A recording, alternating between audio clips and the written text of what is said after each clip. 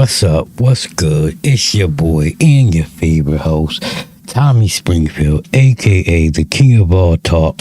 There's only one, and that's me. You heard him, it's only one, and that's me. So, in this video, we got Nives Gadoni. She's an ex-madam. She wrote a book called The International Madam, and she alleges to have sent girls to Diddy, partied with Diddy. She alleges that she met Biggie Small's boy D-ROC first, and that's how she's got connected. She got busted in 2012, and she claims to be set up by Diddy's head of security, and she referenced him as Uncle Paulie. And she actually says she not sure if Diddy had anything to do with those dealings, but she actually does believe he is a federal informant, and we have to say allegedly a federal informant because that's just what she believes. She has no proof. So enough of me talking, and I'm gonna just let it play right through. Nives Gadoni is the author of The International Madam, How a Woman Controlled a Worldwide Sex Ring. She used to work as an intern at Sony, but then started an escort company, which led... Hey, I forgot to tell you, if you like what I do over here, click the like, share, subscribe, hit the bell, click all so you can get notifications every time I drop one of these videos. And like I said, we're going to get started. Get your blunt, get your tea, whatever you do to relax and watch a good video, and I'm going to let it roll. Her being introduced to Diddy and his parties. Everything seemed to be fine in that world until she claims Diddy's crew set her up to the feds, causing her 4 years in the New York State prison back in 2012 before being exiled back to Switzerland. She's here now to talk about it all.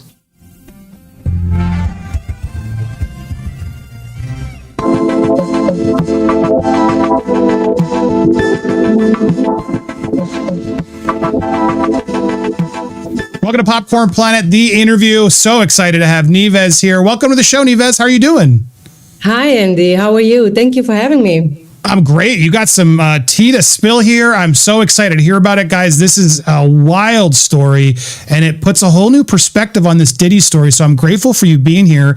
You're basically going to come in here and acknowledge the fact that Diddy's own team are informants with the feds, which implies that is Diddy himself an informant to the feds? Did they know all along? She's going to drop some serious evidence and tea here, guys, to sort of allude to all of this, which only creates so many more questions I have. But I'm so excited to get through this. So thank you for being here. I want to start with your background. I don't want to avoid that. So you were in the escort business. Can you sort of explain that to the crowd? Sometimes that is people would wag their finger at that. How did you do that? How did you get into that? How did you get away with that? Can you fill us in a bit?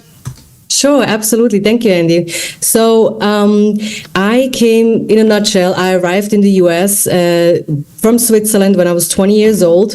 My original plan was actually selling watches in the Diamond District, which I have done in the beginning. But in the year 2008, there was some financial problems in the United States, as we all know, was a little, financial issues that they had. So the company that I worked for went to Hong Kong, and I decided to stay. Now, with no income and only an internship where you don't really make money from, right? I set up an escort service. What does that mean? It's beautiful, elegant, high-end ladies that go on dates with people that pay for that, for their time, right? What they do with their own time is up to them, between two grown people. Obviously, all my ladies were at least 21 years old.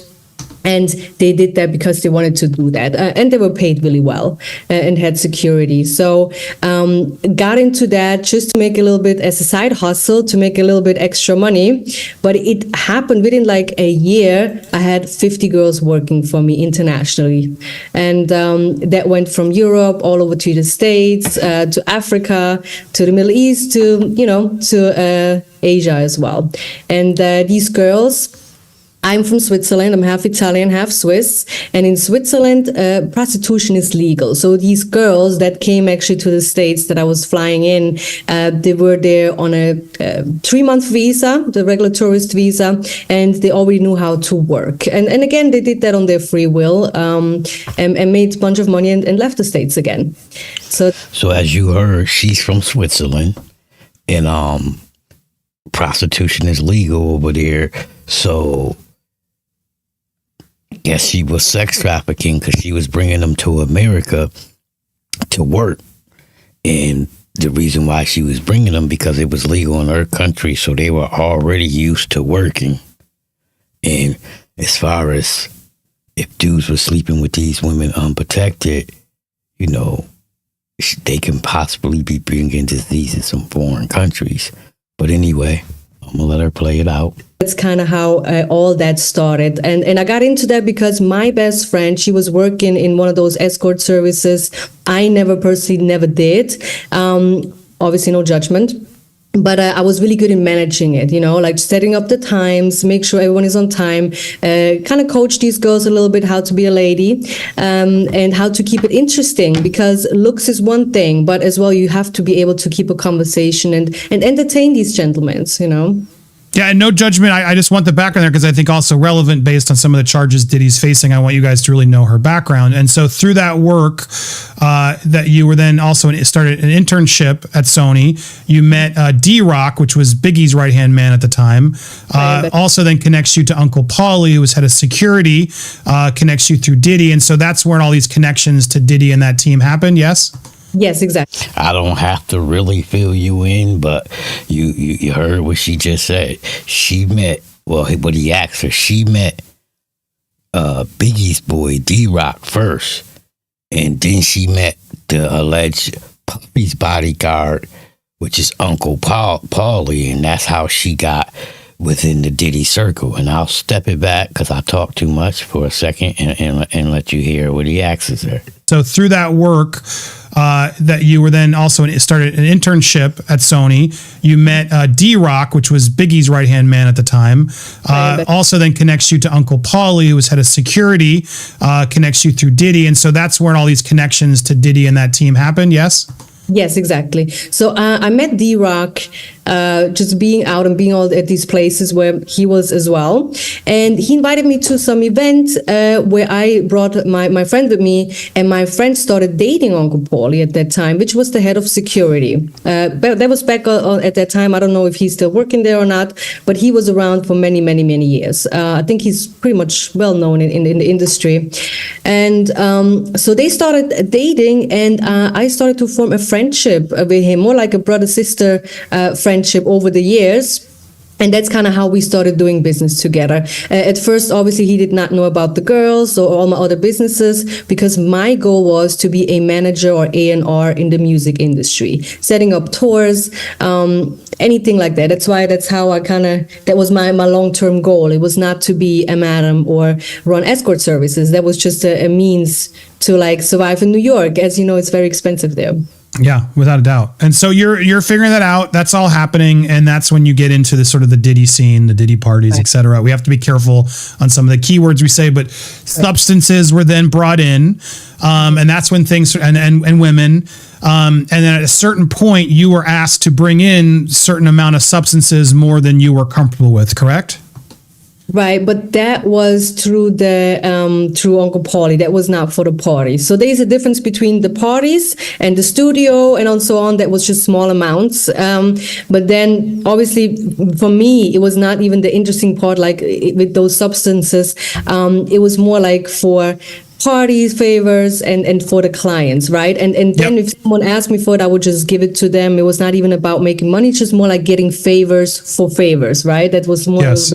My way of dealing with it. And since that they were taking a liking into that product, they asked me to just set up, or they just wanted to know who my connect was, right? Which I was not able to give out. And then since he did a lot of favors for me, I kind of felt obligated, being naive. You know, at that time I was 24. Obligated to set him up with a bigger amount, which that it kind of, was my big mistake. So they ask you basically to smuggle a huge amount of, like, they want you to now sort of help be a mule in a way and get some of these across, was it Mexico?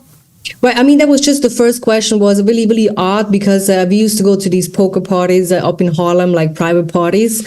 And then he asked me one night if something happened because he invested into something, if I could bring some drugs over the border. And I said, no, hell no, I'm not going to do that. I'm scared. And again, I'm a girl, right? I'm not like a street person or anything, especially at the time, but I just wanted to be down and be the person that they can count on, right? Because they have hooked me up with a lot of things in the industry, with parties, events, with people. So I felt obligated, right? But I declined that.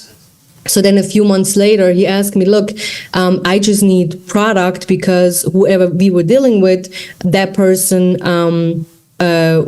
got caught up or something happened, right? And he's like, I just need that one favor from you. And it was not... he was not involving Puff at all, right? So that was just him and the friend of his that he... So as you see, she keeps it 100% real. Uncle Paulie, this dude she was dating, which was the head of Diddy security, asked her for the drugs.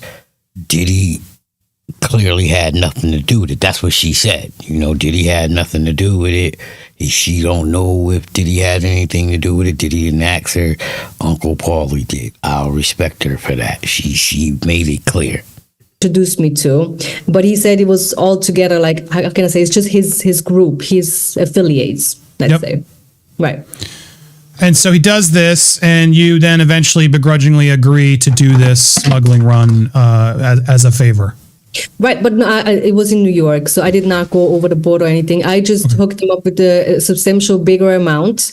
I was meeting his... Now, I forgot that part. He wanted her to actually, he first asked her, can she bring something across the border from Mexico? And she declined. Now, she's eventually making a move for him, but it's in New York. Friend that he introduced me to on an Upper East Side restaurant, like a luxury place. And the second I went in there, he kind of made a comment of like, oh, I have the money, which was really loud for the fact that we were there like a little bit, not to be out there. And that second, the feds stormed the entire restaurant. They took me down into handcuffs. And I was really, again, very naive. I didn't know exactly what was happening. Why was that happening? This is a friend of his. So, and I didn't really understand as well the American system, right? How you can even set somebody up. Because as far as I know, it doesn't work like that in any other country, especially not where I'm from. You can't just do a crime and then set somebody else up so they're doing the time, So I didn't understand that. So she's also alleging that when she went to the bar, Uncle Paulie was there and some people that he had introduced her to. When she walked in, he was like, yo, I got all the money, all loud and nervously. And the feds bust in. And she was the only one that got arrested. Uncle Paulie didn't get arrested, or none of the dudes that Uncle Paulie introduced her to, which led her to believe they were informants. But fact is that guy that said I have the money, if we both got arrested, as they claimed, he would have been my co-defendant, but he wasn't because he was an undercover agent. Uncle Paulie never got arrested, right? So that means he collaborated with that undercover agent from the DEA. Right. And after that, when things are kind of like, when I went to Rikers Island and now I understand what my charges are and so on, they obviously wanted me to read out who was my connect and who are my clients from the escort service, right? And obviously I didn't talk to them about it. I did not give out any names. So I had to figure out, okay, how can I kind of drop down my time a little bit in that sense? Because I was looking at a pretty substantial amount of time. And the good that was thing gonna be my question. Like, what was the sentencing exactly? How do you didn't rat people out from what you've told us, and so you decided not to do any of that, and you could have, but right. You stood to your ground. How did you get away with a lessened sentence, and what was that process like? Right. So what happened is they made a mistake with the warrant that they have for my house, right? So in the beginning, I was charged with 12 counts of an A1 felony related to drugs, trafficking, and so on and so on. Obviously, sometimes, mostly when they charge you, even the feds, they charge you with a lot of things, so something will stick to that because they were not looking for me. They were looking for me to give up my connect. They were looking for me to give out the names, right? So when they went into my house, they had the wrong, I think, apartment number, so everything failed in that sense. They took all my money, so I didn't have money for a lawyer, but I had some money tucked away in Switzerland. So I was able to retain a lawyer, and those lawyers were actually able to clean out a little bit all the mistakes that the feds have done in that arrest, right? I decided not to talk, but obviously a lot of people were afraid of me to talk, and we are talking more about the clients of the escort service. And that way there was some favors open, and I was able to get a lesser sentence, right? Because in the end of the day, it's all the same circles that they're running in. So she said that basically her customers was all scared she was going to tell, and they were very powerful people, and they put their word in, and she got help, and allegedly that's how she got a lesser sentence. I mean, at this point, until someone comes out and call her a liar, I haven't read the book, but you know, and she's about to name drop some people. This is the part of the people that you hear her say their names in the title. So if you hear this long, you get to hear her say the names. So from the 8 years they offered me, it went down to 4 years. And because it was a non-violent crime, I was able to do 2 years in prison and then get deported and just get a 25-year, I can't come back to the States for 25 years. That's like how kind of the deal was. You know. So you're paying the price. You clearly, made some mistakes. You took the time. You're doing it. Kudos to you for doing that. A lot of people are always trying to get away with actually doing any of that stuff. So you've done that. But I just want to focus on that again, because as I hear your story, it's just terrifying, the prospects of what that means. It implies then, because I'm with you, how does Diddy's right-hand man not know that he's an informant for the feds right out the gate, right? And threw you under the bus to get it. Why are they trying to get your person? Are the feds covering up for Diddy? Are the feds working with Diddy to wipe out the competition because you're bringing some small party favors to a party? Are they trying to bring their own in? There's a lot of questions my head then goes to. Why were the feds coming after you and not them? I mean, are these questions valid? Do you have these questions too? Yeah. No, and again, I have talked to different people. One of my really good friends is Gene Deal, as he has. So before she goes any further, if you into YouTube, Gene Deal, aka Gene Squill, is kind of seen as the pioneer of going after Diddy. It's really Choke No Joke that used to work for Rockefeller. He was a producer, editor, and amongst other things. But Gene Deal has always been riding Diddy, and he has a book out called The Last Big Night. He was there when Biggie got murdered. He didn't say Biggie, obviously, but he was there, and now she's referencing, and she's saying they working together or been working together. But I'm gonna let you hear her. Bring their own in. There's a lot of questions my head then goes to. Why were the feds coming after you and not them? I mean, are these questions valid? Do you have these questions too? Yeah. No, and again, I have talked to different people. One of my really good friends is Gene Deal, as he has been very big on this whole P. Diddy situation, has been talking about it for years.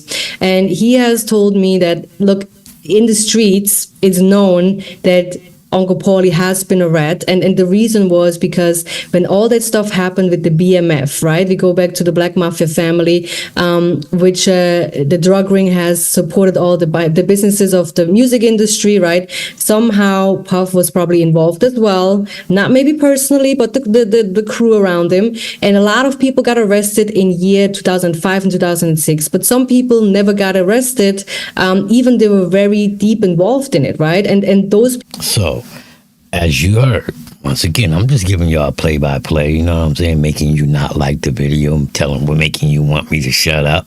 But I'm not even giving my opinion. I'm just, so she's alleging that she's talked to Gene Deal, aka Gene Squill, and he told her, allegedly, that Uncle Paulie was an informant and he had something to do with the BMF stuff and all of that, and maybe Puff too.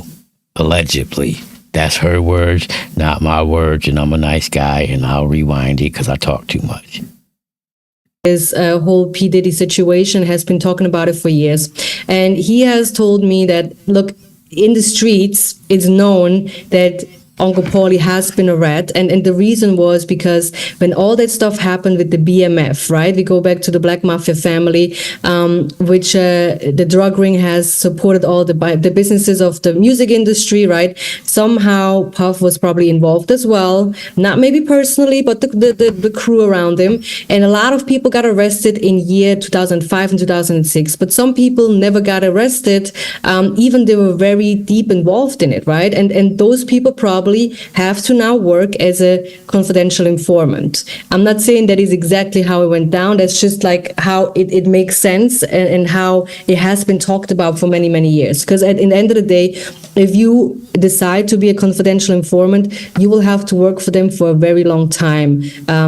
And they were going to keep reuse you, and they're going to keep, and they're going to pay you as well, right? But in the end of the day, the way I saw Uncle Paulie, he was big in the streets. He was a gangster, quote unquote, right? I mean, he's known everywhere. He was a big guy with a big crew. And I never thought that he would be working with the feds, right? But that's just how it is. Again, I mean, there's no other way around it, or that I misunderstood, or a mishap happened. No, because he would have been locked up as well if he would not have been working with the feds. I guess I have so many questions, and we're going to talk about a lot more. But in this installment here, what do you think Diddy is also an informant for the feds? Before we even get to the recent allegations, the raids, based on your experience and what you went through, is that a possibility? I personally think yes. That's just my opinion. That's not a fact. But I think, yeah. With Fascinating. All the things he got away with so many things over the years. I mean, yeah, and he has a lot of power, right? And he bought a media company, so he has just, and he has these videos of all these influential people, as we heard. Ooh, right? I'm going to stop you there because I want to get into that. I want to get into the raids. I want to get into Nives' thoughts and all this, but this is all too juicy to put into one. Sorry, guys. You're going to have to come back. So there you have it. P. Diddy's ex, Madam, breaks the silence. She has a book called The International Madam, How a Woman Controlled a Worldwide Sex Ring. You can go check that out. Her name is Nives. Don't know how to say her last name. I'll spell it all out. Her first name is Nives. Last name Gadoni. And thank you for watching. If you like what I do over here, click that like, share, subscribe, click the bell, hit all so you can get notifications every time I drop one of these videos. And like I always say, if you support the channel, much love and respect. And if you one of them haters out here, cut the shit.